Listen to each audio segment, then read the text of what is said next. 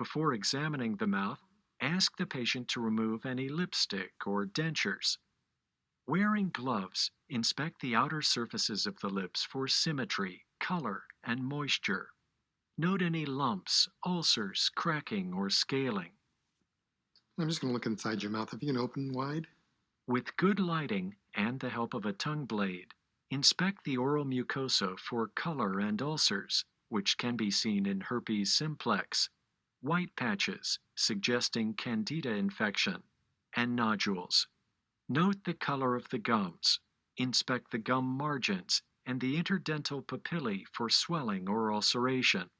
Also inspect the teeth, noting any that are missing, discolored, misshapen, or abnormally positioned. Untreated caries can lead to bacteremia and endocarditis. With your gloved thumb and index finger, check for any teeth that might be loose and lead to risk of aspiration, especially in older adults. Next, inspect the color and architecture of the hard palate. Good. And if you can just give me a big As the patient says ah or yawns, note the movement of the soft palate and uvula. The soft palate should rise symmetrically, and the uvula should stay in the midline. If the patient's tongue obstructs your view, use your tongue blade to depress it, but not so far that you cause gagging. Inspect the anterior and posterior pillars, tonsils if present, and pharynx. Look for redness, exudates, or ulceration. None should be present. Fever, anterior exudates, cervical lymphadenopathy, and no cough are highly suspicious of streptococcal pharyngitis.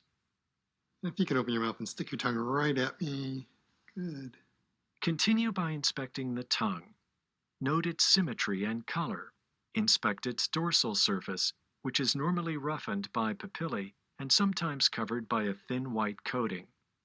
Using a gauze square, use your right gloved hand to grasp the tip of the tongue and gently pull it to the patient's left to inspect the undersurface and sides of the tongue.